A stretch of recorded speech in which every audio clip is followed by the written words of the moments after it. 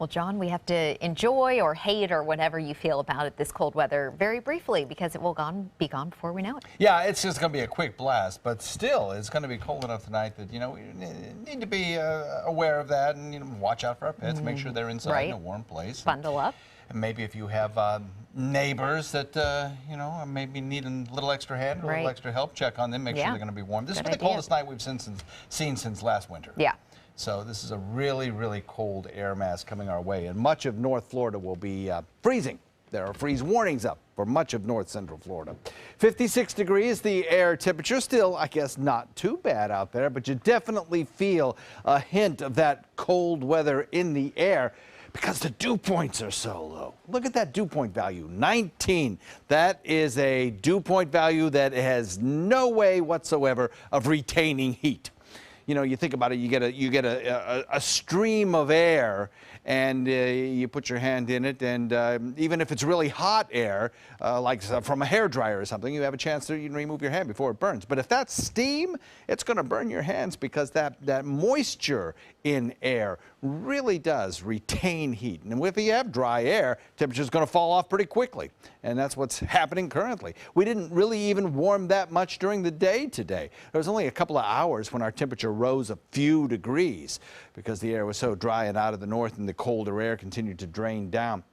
Cloud cover coming generally from west to east. We have a kind of a zonal flow aloft setting up, meaning the winds are generally coming from a west to east direction all across the country. But at the surface, the winds are all directed out of the north, and that continues to draw down that surface cold air. Across our region, north and south, the air is dry and the temperatures will fall pretty quickly, despite the fact that the winds are up a little bit. Look at these dew point values all across the state, 20s, teens, 30s. Very, very dry air will allow the temperatures tonight to fall into the 40s, mid-40s along the coast, a little bit warmer right along the beach area. But inland, temperatures 40 degrees in Northport, 37 degrees in Mayaca City. We even have some temperatures at 42 in Bradenton, 39 in Parrish. Temperatures north of us will hit the freezing mark for several hours in a row, leading to those freeze warnings that I mentioned north of us.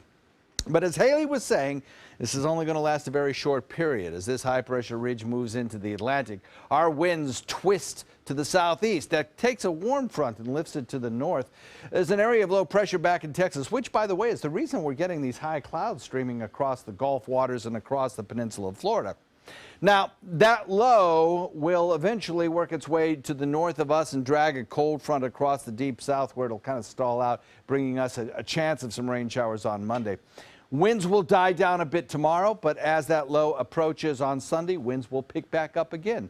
So for New Year's Day, boaters, keep track of your forecasts because the winds could pick up just a little bit on Sunday. Cold night ahead, a warm up tomorrow, and a pretty nice New Year's Eve, I think, with that warm up during the day tomorrow. Temperatures will fall off again tomorrow night, but they certainly will not be as cold as they are tonight. We'll have temperatures in the mid-60s, I think, for the pineapple drop in downtown Sarasota. East-northeast wind at about 15 knots, decreases a bit tonight, stays down a little bit tomorrow, 2 to 3 foot seas and a moderate chop on bay and inland waters. Tomorrow, low tide comes at 6:47, and then we have a high tide just around the midnight hour. Speaking of the midnight hour, at the midnight hour, we will watch temperatures at about 65, and then on New Year's Day, they'll pop back up to about 74. Sunday, 80, and then the week ahead stays above average. Back to you.